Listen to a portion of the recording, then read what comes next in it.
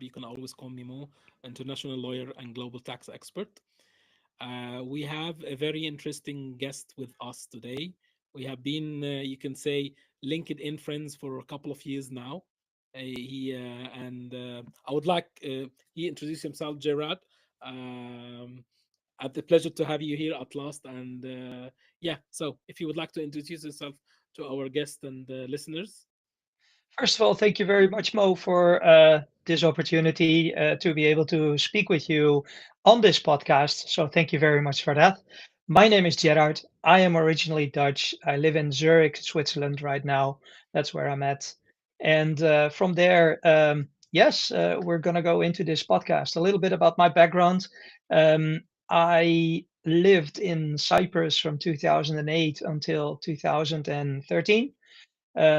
Started to work out for an offshore company, which quickly transitioned for me into becoming involved in the river cruise industry. Eventually, I ended up becoming CEO, partly owner of that company.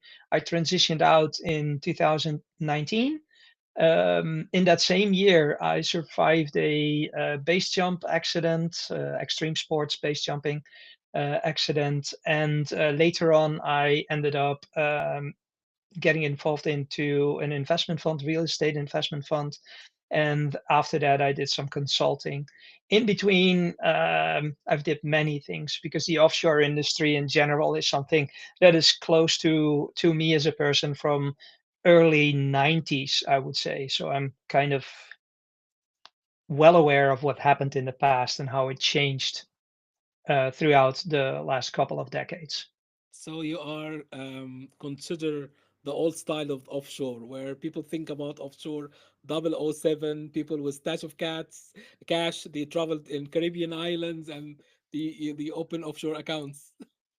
Left and right and center. Yes, it for me it all started basically late 80s with legacy books from W.G. Hill.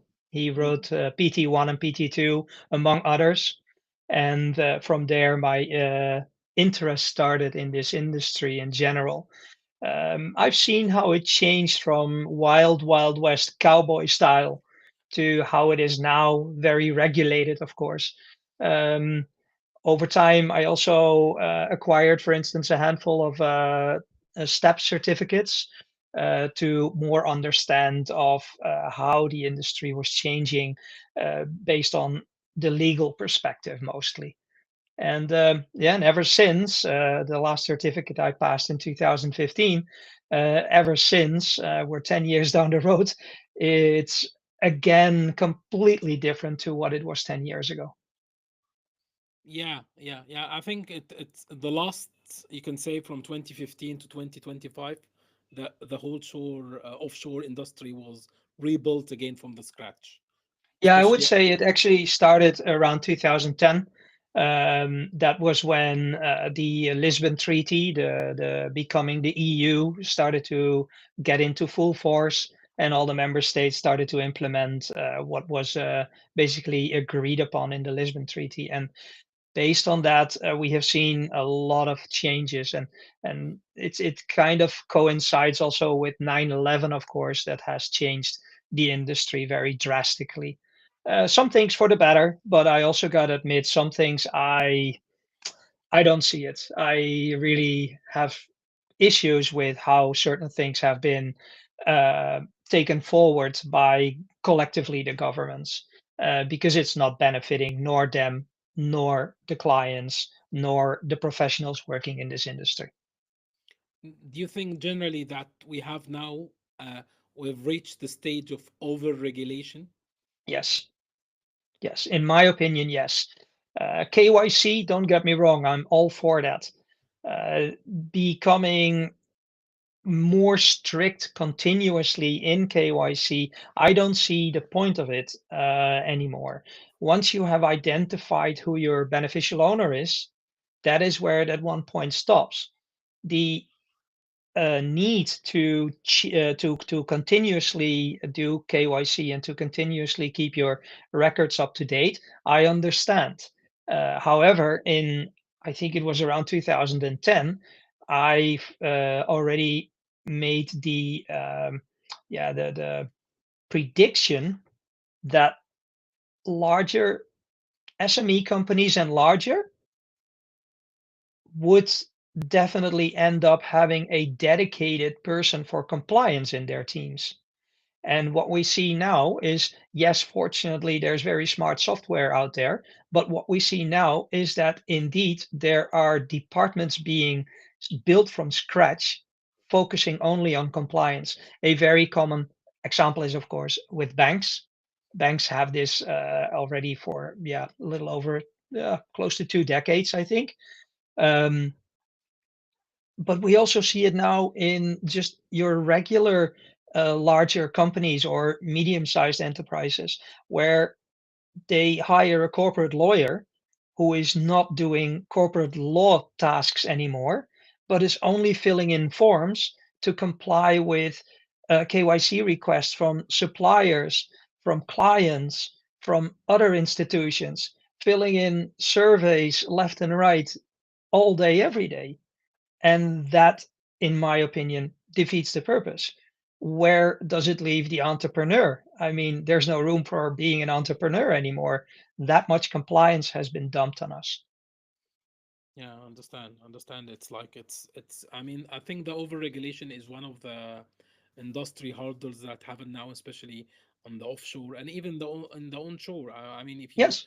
following things happening in the UK and not, I mean, they are outside the EU now, but still they are trying to put more and more regulation and you can say small small entrepreneurs, people who would like to grow their businesses, and the coming from a different mindset, the Gen Z generation, they don't think about, they don't have the idea that where it's coming from. They don't look 20 or 30 years ago about the problems that happen in the world.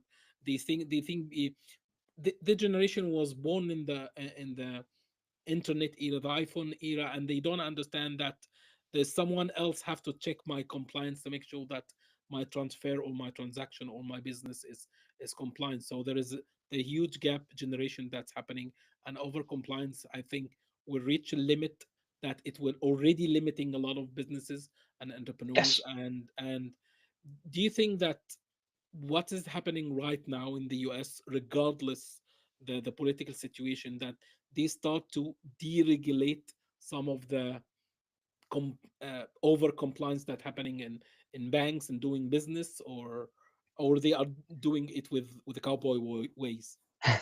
Well, first of all, the US has always enforced rules upon the rest of the world. Yes. They never really followed their own rules to begin with. I mean, try to open a bank account in the US as a foreigner. I don't know how it is since 2022, but before 2022, you just walked into any branch, and if you had a passport or a driver's license on you, you walked out of that branch in half an hour later with an active bank account. 2 days later, you had a bank card. And 2 weeks later, you had a dozen application forms for credit cards. Um, so the US has definitely not really followed their own set of rules in that sense. How they are now deregulating, I think, first of all, I think they should become a little bit more strict because a lot of issues have um, been thrown upon us because of doing business with the US. It has not always made things easier. I'm not talking about the specific things where we cannot do business with sanctioned countries, etc., but just in general, just a normal activity somewhere in Europe doing business with clients, say also in Europe, maybe Eastern Europe, or even some neutral African countries, and all of a sudden you also have an American client, and based on that, your bank accounts are being frozen. These are things I've seen happening in the recent 3 4 years.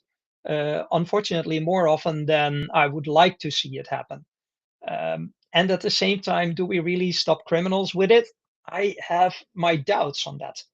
Yeah, of course, there's always the exception, and that's the exception you and me read about in the media. In general, the exception does not confirm the rule. and that's where I struggle. And the best example for me when I started to struggle with compliance was when Cyprus had its financial crisis, its banking crisis. Um, we did business with Cyprus banks, and all of a sudden everything was frozen, and it took a while because before we could continue doing business, etc. First of all, we were very lucky, call it a gut feeling or not. But on that Friday before the banks were closed, on that Saturday morning after, I actually had a batch of payments ready for payment on Monday. And while I was looking at the bank, I was like, you know what? Everything is confirmed already. Let me just upload and confirm, because I knew I was going to be traveling on that Sunday and Monday, so that I don't have to worry about this anymore. So I hit enter, and that literally saved the company from going bankrupt at that point in time. Because after that, the money was frozen and also capped, of course. Everyone always thought, oh, yeah, no, it's only capped on savings accounts. But that was not true to begin with. I understand where the confusion comes from. Um, and at the same time, I would say that's a deliberate use of confusion to get the general public to understand that what was happening wasn't really a big problem, which in the end it of course was. Um, so having said that, after that, we could use we had backup banks already in place for that company. So we transferred, yeah, in a blink of an eye. It was just informing our clients, hey, we're going to use different banks, so please, every invoice you haven't paid yet, pay it to this new bank account details. And they did. No one asked questions, everyone understood, a couple of phone calls, etc., so all sorted. And from there on, we started to pay our suppliers and everyone that we owed any outstanding money. And so basically that worked. A couple of months later, I think it was about 6 months later, all in all, we were able to transfer back part of the operations of the banking operations to the island of Cyprus. We banked with the Laiki Bank at that point in time. So that was transferred to the Bank of Cyprus. And from then on, for every single transaction, even if it was only €5 or €10, we had to upload a document to prove that the payment was necessary, so to say. So for every single document, we couldn't do batch payments anymore. Imagine doing salaries. Yeah, okay, it took another 2 months, and then they accepted that batch payments for salaries, etc., could be taken care of if we just forwarded the pay slips, for instance. But still, it did not make any sense. And this is where I understand the risk of capital flight, etc. But you should not limit at one point companies or uh, civilians doing business. It's just going about their normal day-to-day thing. And because as a company incorporated in Cyprus, we were also contributing to the Cyprus economy. That's right. Yeah. And we eventually, that led to us, well, not moving away from Cyprus, but Cyprus still has a lot of benefits, but to diversify, not just the banks, but also the companies. And this is for me in a very clear moment where I thought, okay, now the compliance part is overreaching, and that's more than a decade ago. Yeah. And from then on, it only became worse. Do I believe in some form of compliance? Yes, without a doubt. The overregulation, as you stated yourself, no, please not. Because in the end, it will avoid people from starting their activity, in starting a startup, starting whatever they think they want or do. Um, they will avoid it. And in the end, you see it already with some, well, call them the cowboys of the modern world now, the people that are very active in crypto. Don't get me wrong, I support it fully, but they make sure that they are being paid, for instance, in stable coins. And they deal with all the issues after they are being um, paid and dealing with all the issues. In reality, that also means that they get to decide right now, and this is cowboy world one on when they report for taxes and if they report for taxes. Mm. So in the end, I think, especially if we look at the last couple of years, how things are drastically changing, that this could become a big problem. And you now see that the compliance part is really focusing upon the blockchain industry, crypto industry in general. The issue I have with that is that yes, it covers a part, but it doesn't cover everything because the legislation on which KYC was built doesn't cover the blockchain and crypto industry. That's right. That's one of the things that governments now, especially, they trying to over-regulate the crypto or the blockchain industry, but the industry itself built or based its you can say concept on decentralization. They don't have, I mean, the idea of having a blockchain that it will be decentralized. So you're trying to centralize something is already decentralized.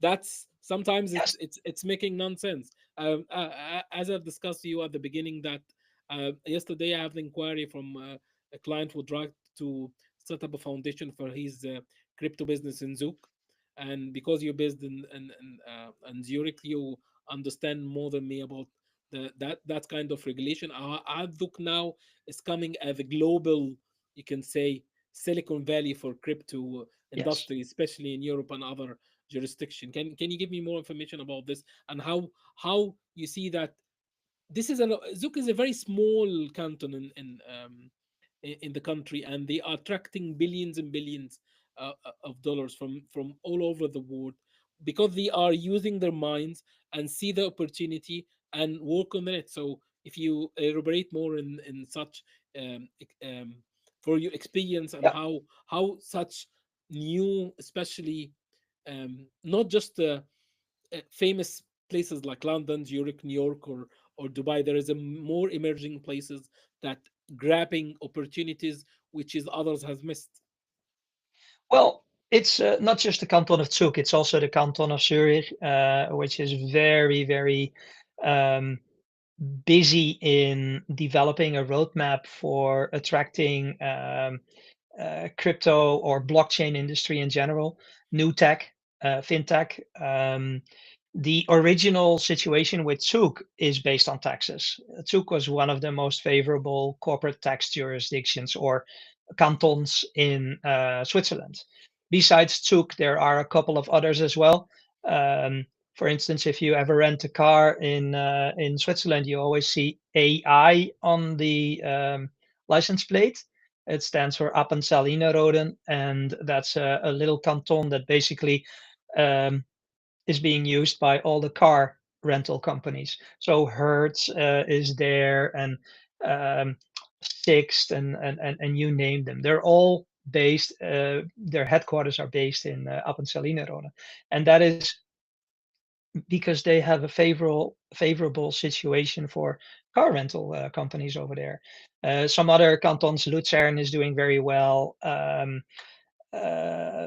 Sweets is also a very famous one in that sense. And these are cantons that are very yeah, they saw an opportunity and they seized upon it. And Switzerland in general has embraced the blockchain industry as one of the early ones, I would say globally. Right now, you can actually see that being one of the early ones actually now attracts the billions of inflow from the larger companies, the established ones, because we have a framework in Switzerland, and that framework uh, is supporting those companies in general because they are stock they have a stock registration, so they're traded on the New York Stock Exchange or the whichever one, London. It could be everywhere, it doesn't really matter, but based on that they have to fulfill their compliance needs that are applicable to when you are a stock registered company.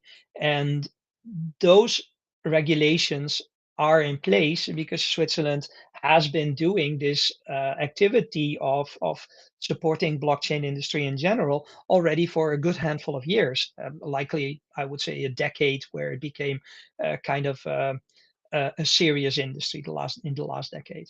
And you see that now, and you see that large companies are actually coming to Switzerland now for the blockchain industry and not specifically for the taxes anymore. There is still a big benefit to having low corporate taxes, but we also should not forget that the cost of living in Switzerland is high. Just in general, it's high. So the people that you actually do locate in Switzerland, they earn substantially more compared to when you have them somewhere in Latin America, Eastern Europe, or Southeast Asia. And of course, with a remote first approach, which is definitely applicable in a lot of blockchain companies, because hey, we're talking about decentralization. So please decentralize your workforce as well. You don't necessarily need to have everyone in Switzerland. At the same time, also traditional industry is kind of starting to understand that concept. They keep their headquarters with, of course, the senior management in Switzerland, but for instance, they outsource their customer care to Spain, as an example. And the reason for that is that everything has become so cutthroat that in the end, you need to be reasonable and wise on what is important. And if you can save about 50% on your salaries, on your staff expenses in general, yeah, why should you not consider it? The only thing is, and what you then see is that of course you get part of yeah, a brain drain from Switzerland. So on one side you attract a lot of high profile people because of the blockchain industry, and on the other side you have your traditional industries that are actually experiencing a bit of a brain drain. So it's it's a fine line, and I don't have an answer to that. I mean, I'm just noticing this in general on how people are the people in Switzerland, the professionals, that they are just switching from more people working in the traditional industries to now working in fintech, in blockchain in general. Interesting development, don't get me wrong, because the traditional situation, Switzerland, of course, not just being known for taxes, also for banking secrecy, the traditional situation, I, yeah, that's definitely not the same anymore. So you also see a lot of banks downsizing, etc., a lot of high qualified professionals out on the job market. And it's not by definition that people lose a job and have a new job lined up in the same week, for instance. So it's just it's. But in fairness, I think this is the same everywhere right now in Western Europe. In talking about Europe in general. But yeah, blockchain industry definitely Switzerland is up and coming insofar it is not already there, and the framework, the industry is ready. The governmental frameworks are ready for when you want to do something like that. There's still a lot of hoops to jump through because a lot of things are not clear. I mean, if you start your supermarket, you know the things you need to take into account. Food safety, certificates, it's all clear because it's been done already for 100 years or so. But now you get to something that has been, well, the blockchain itself, of course, is already dating back to the 70s, but it's now getting to a point where people start to understand what you can do with blockchain, and all sorts of new things come up. I mean, you and I can come up today with a new idea no one has ever heard of, but at that point, it does create a compliance issue because how are we going to fit this new idea from Mo and Gerard into our existing compliance model? So it's interesting, and I follow it a bit from the sideline. I'm not active in that industry. I'm exposed to it though, but I'm not active in it because, in fairness, I gotta say sometimes it goes so fast I cannot keep up anymore. Yes, that's one of the things of the blockchain or cryptocurrencies. Generally, that's it's moving very fast. That if you have actually, I mean, if you have been, you can say, based your ideas on fundamentals based on the traditional banking system or the currency system, trying to adapt to the new mindset of the crypto, it's like mind blowing. I've been the first time I've been into crypto almost 10 years ago. I've been to many events, and when you go into the events, you don't understand. Are these people investors or entrepreneurs, or they are cowboys? Because it's like Yes. Yeah. And even so in the new industry, I mean, it's very interesting to see that you still, if you want to scale your company, it's not all about the tech. The of course, blockchain being a heavily tech influenced industry, yeah, of course, perfect. But you still need to have a which we I would call currently call a traditional structure. You have a company, you have a CEO, you have your management team, and then you have your different departments because at the end of the month, everyone needs to be paid. Also, when it's just in stablecoin, it still needs to be managed that everyone gets paid at the end of the month.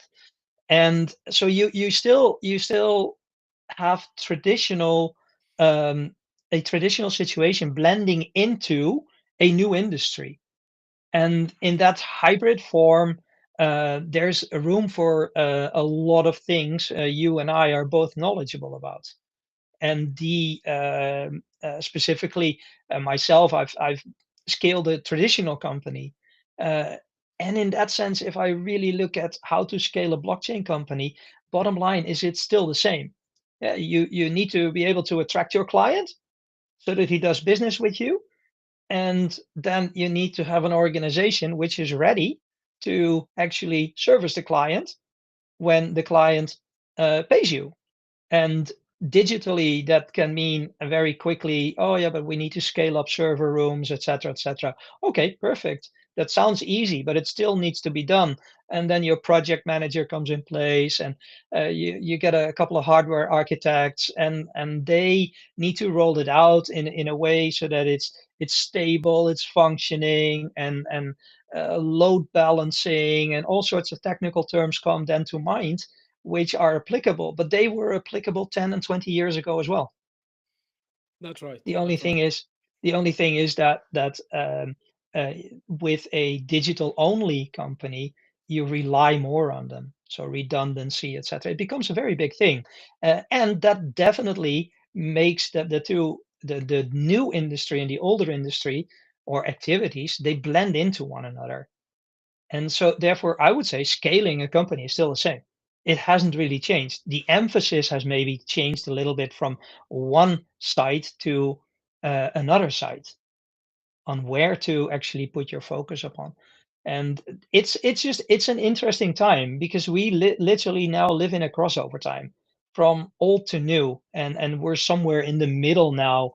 Some things leaning to the old, some things leaning to the new. We all know that when you do not move along forward, that in the end it will kill you in the sense that you will go out of business. So we have to, but we don't really understand always what we're doing. Yes, that's right. That's right. Totally agree. Totally agree. And I mean, you mentioned 2 points I would like to focus in or just hear more about your experience because you have seen this in the ground. You mentioned you moved to Cyprus in 2008, you operate a business, you have the banking, you have seen 2008 was the starting of the crisis or the Yeah. mid of the global crisis, but you have seen the Cyprus and the Greek crisis. Many people, especially new age or Gen Z or Gen Alpha, whatever they call them, they don't understand that you can wake up one day and Yes. you didn't find the banking system in your country or it's not functioning anymore. Actually, it's happening in other countries, especially like less lucky countries like Lebanon and other yeah, in trouble banking system country. But you have seen this yourself. You were in Cyprus. You are doing business. So, what kind of advice you can give to all entrepreneurs or investors or people who are thinking that everything is running smoothly, whatever it's the US, the UK. I mean, everywhere now there's unstable. So, how you can deal with that such as a mindset and always Yes. prepare for the plan B or backup plan. Yes, well, first of all, with what I'm about to say, I'm not one of those prepper type of persons that has a basement full of everything, etc. But I do subscribe to a couple of issues the prepper community in general addresses. I'm a big fan of having some food at home. And I'm not saying, oh yeah, but okay, I've got enough food until tomorrow. No, it's good to have for a couple of weeks food at home. I traveled a lot, really a lot. So I always came home, of course, at the most inconvenient times where the supermarkets were closed. Then you are really happy that you actually have still something left that you can warm up, heat up, prepare so that you have some food. I mean, the next day you go shopping again and it's all sorted. But just imagine when I first came in Switzerland, I found out that we did not have any open supermarkets on a Sunday. Oh, okay. How do we do this? We ended up ordering pizza and then found out that there are some kiosks open as well at the railway stations. So it sorts itself always out. But if you don't have to worry about it, makes things a little bit easier. So it's just one example. Have some food at home. Um, Also with a financial crisis, because a financial crisis basically means that a system could also not accept your credit cards, debit cards, any form of plastic anymore. Yeah, or what people do nowadays, pay with their phones. And when it doesn't work and you have your basket full of shopping of groceries, then it doesn't work, and then you have to leave them behind. I've seen that happening in Cyprus, where the supermarket just said, okay, we can only accept cash. So when that happened, I was at that point I was abroad. So the first thing I did was I withdrew a lot of money. I withdrew money for 2 months because I was quite clear that I was going to go back to Cyprus and I was going to go and be there for at least 3 to 4 weeks. So I was like, okay, I need 2 months of money, and 2 months of money that also included my rent. My rent I always paid, of course, by the bank, and yeah, I couldn't do it anymore. So with my landlord, we I was the first one that actually approached her. I remember very clearly. I said, "Look, I can't pay via bank, but I have cash." And she said, "Well, I take cash." And the same with the supermarkets, the same with everything. And you only notice that, and Cyprus is of course a very small country, so everyone knows everyone. And the only thing you notice in after about a week is how resilient people are. People find a way. And if you are local or you were living there already for a little bit longer, you found a way. If you just arrived, or if you arrived because of tourism and it happened while you were there, you were literally stuck because all of a sudden things don't work anymore. And mind you, we had the euro already. Yeah, imagine that we would still have had the Cyprus pound, Yeah. and people, tourists from abroad come there and, oh yeah, but I had got my dollars, my euros, etc., and I can't do anything anymore. So the of course, tourism always finds a different solution. I completely understand that as well. It just goes to show that whenever there's a problem, there's a solution. A solution is being found. What I found very more interesting, coming from, yeah, kind of also preparing yourself for turmoil, for issues in general, is that my mindset was always to have cash at home. My mindset has always been to have some food at home, but I've extended it over time. I would say, actually, if you have the opportunity, not just have a week cash at home, but have more cash at home so that you can support yourself in your current lifestyle. Doesn't matter if that's 2,000 euros or 10,000 US dollars, doesn't matter. But be able to continue your lifestyle for 3 months and have that amount in cash at home. Yeah, of course, this goes against everything what the bank says and against everything what currently is being rolled out in Spain and other European countries with their cash limitations, etc. Bottom line, if you don't have it and you only have a couple of hundred and there is a problem, you have a problem. Because trust me, the government has different things to do than dealing with you who cannot buy a bread or um, anything else for that matter.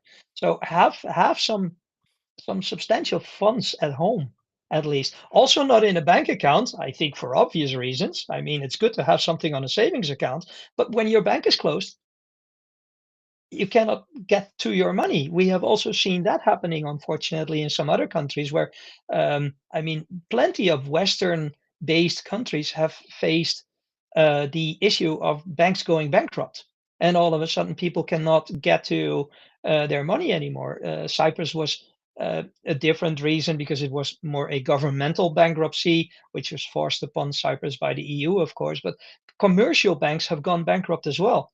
I know a couple of examples from the Netherlands and plenty of other countries which are considered first world countries. The only issue or benefit with a first world country is that you can actually see that a government is more prepared and kind of quicker and willing to open up banks to allow them to let people at least continue paying rent from their accounts and things like that. If such a thing happens in a second or a third world country, forget it. You are basically on your own. You need to solve it. So I'm a big fan of having cash at home. I'm a big fan of gold and silver. Um, there is, I think it still works today where you could say that one coin of gold will pay your rent or mortgage for a month.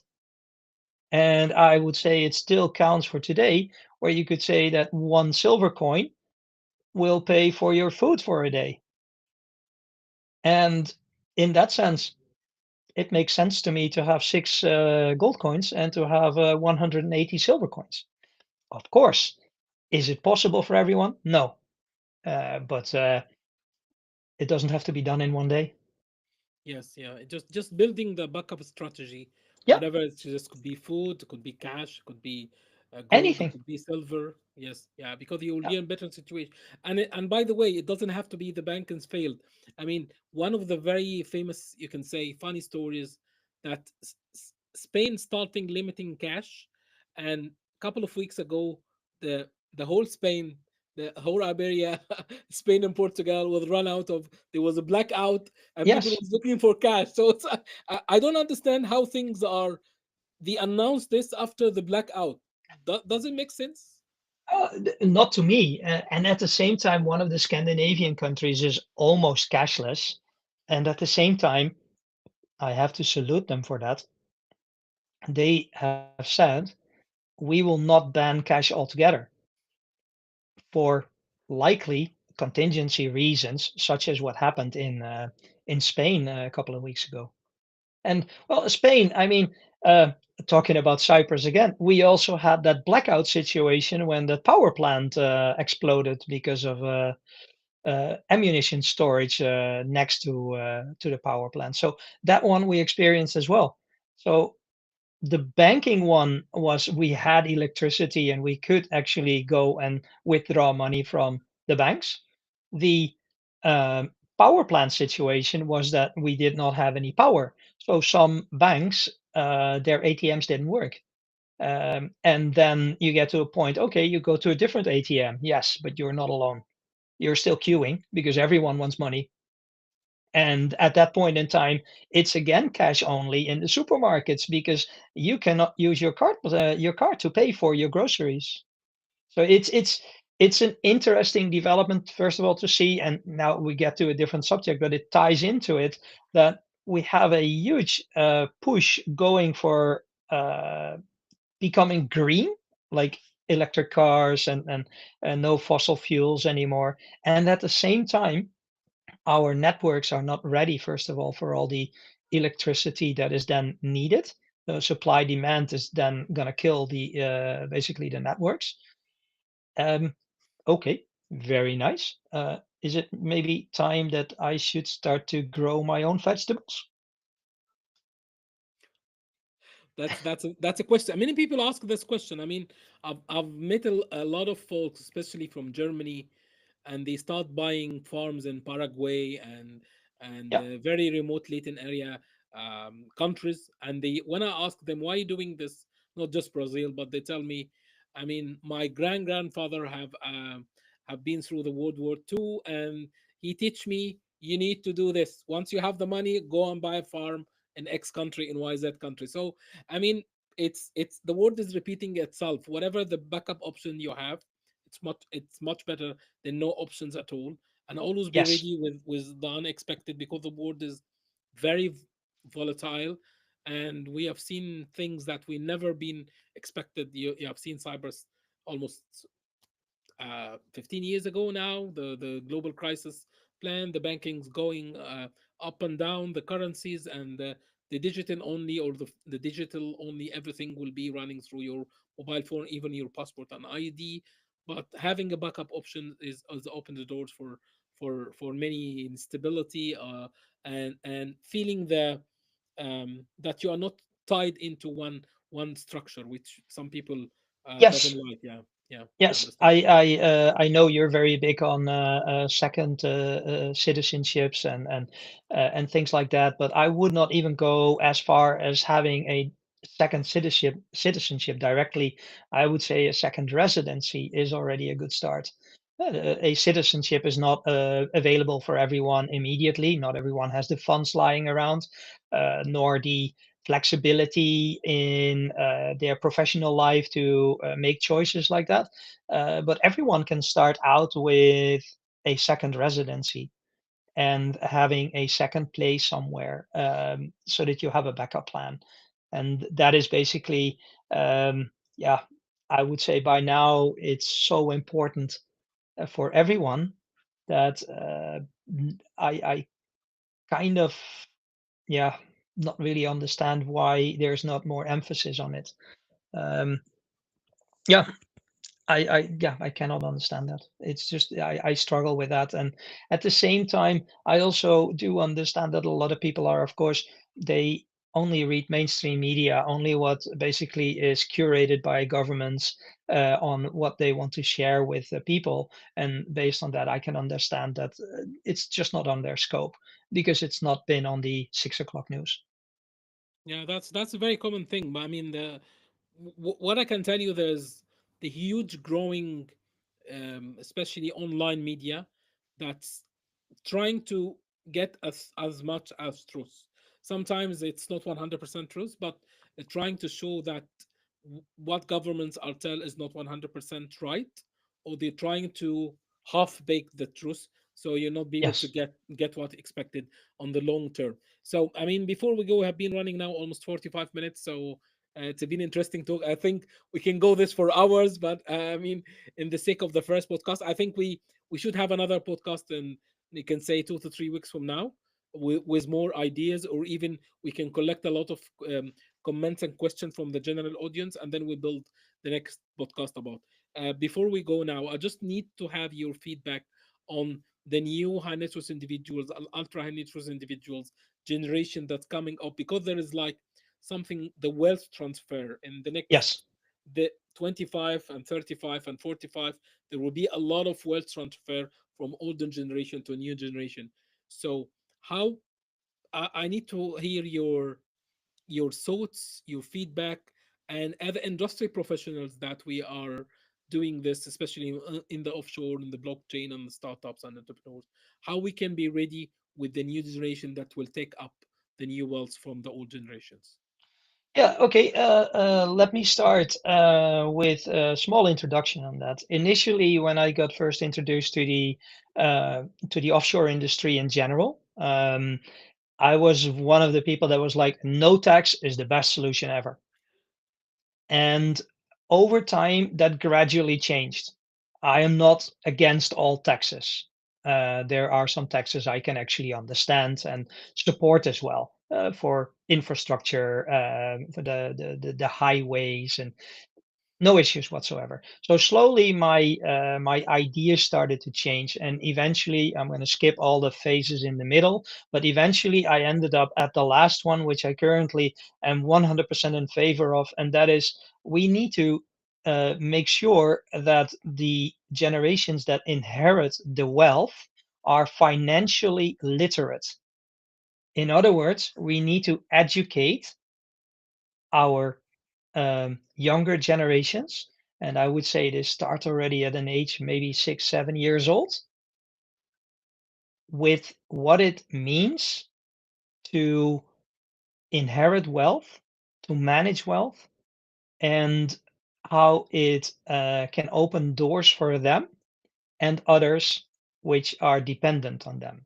And so, in short, my answer would be education. And not the education in a classical way, but very specifically applicable to the children of the high net worth or ultra high net worth individuals. Added to that, you also have the new wealth, the Bitcoin millionaires, or maybe even more than just a millionaire. They basically, I would say, need also the proper education on how to protect their assets, how to keep what is theirs within, of course, the legal boundaries of that there's some taxes left and right. And of course, you can do tax planning and reduce the amount of taxes you have to pay, but they need to be educated in that. And that part is currently lacking, I would say, in the entire industry. The reason for why I say so is that in the past, the industry was very much, oh, you come from country A, so this solution is for you. You go from country A to B to C to D, and that's it. And that is, by how the world has changed, I would say not applicable anymore. It's a very, um, you would have to tailor it very much to the client.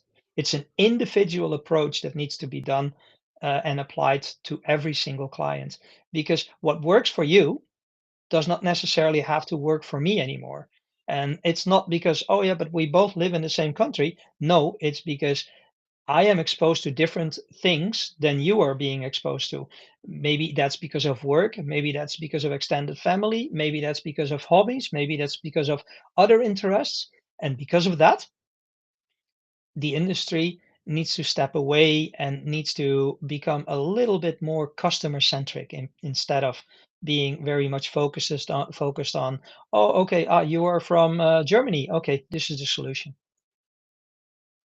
So it will be like one-to-one tailor-made advice, and instead of Yes. just offering the boutiques advice where you can go and buy Jaguar or Yeah. Rolls Royce or Bentley, it have to be one-to-one. It has to be one to one, and then people say, "Oh, yeah, no, but AI is going to take over everything." Yes, AI is going to take over a lot. Don't get me wrong. The bottom line with regards to that, I think AI has a perfect role in this because the turnaround time is going to decrease a lot. Where we now, based on an intake conversation, would take maybe a week, maybe 2 weeks, or maybe even longer, depending on how complicated it is, before we have a kind of draft solution. AI could reduce that time before we have a draft solution. So, and also you could AI involve in checking out the solution you're willing to provide. And so I don't really see an issue with regards to the industry for catering towards ultra high net worth individuals. I don't see an issue with AI with regards to that. I think AI will be supplementary. Okay, so it could be an AI centric one-to-one Yes. advice, Yes. and that could be the best solution for the new generations. So Yeah, it will I offer. think, for instance, and this is not because I'm on your podcast, but I think you are actually doing quite a good, are living a quite a good example. Of course, there's a team of people around you. Uh, that is just necessary in this industry. But bottom line, it is you providing the service to your clients. And it's not, oh, I go to a company that has a huge building somewhere, wherever, doesn't matter where, and I'm being received by a receptionist, and I'm being put in a waiting room. I'm talking to a lawyer, or maybe a team of lawyers and assistants and whatever is necessary, accountants, and you name it. No, it's just a one-on-one conversation. You can go to your client, you do your intake, and basically you schedule another meeting for a couple of weeks later. And it also gives you the opportunity to, uh, besides just coming with a tailor-made solution for that client, it also gives you a better opportunity to find the right suppliers for the services you need. Yeah, there's a lot of companies that let's call it sell offshore companies from a certain jurisdiction. And sometimes one of those companies could be the best solution ever. The issue I have with that in a complex structure for an ultra high net worth individual is that the standard articles of association are normally not covering what you need to get covered for that specific situation. So it needs to be tailor made. And with offering a tailor made solution, you also have to be very clear on with which service provider you do business in order to acquire that specific entity in that structure, or for that matter, even with who is going to be director on that company, so that substance and presence requirements can be met. So Yeah, it's just changing, and I would say the large firms in this industry, the only benefit they have is they have clients with a lot of money, so they are wealthier than smaller firms, and they would be able to implement the newer AI solutions faster. The only thing we also see with larger firms is that because of them being so large, it takes a long time before they actually will implement new technology to serve them in serving their clients. And this is also looking at the industry for the new industries with the blockchain and the cryptos, etc. This is where I think that the smaller firms, they are more agile and they're more able to just basically cater towards the needs that are necessary. If you speak to the average ultra high net worth individual right now, then they will also say something along those lines, that this new industry, it's not for them anymore, but they do understand very well and very clearly that in order to maintain their wealth, to protect their assets, they will have to adopt to something that actually integrates the new technology into their um, activities, into their structures, etc.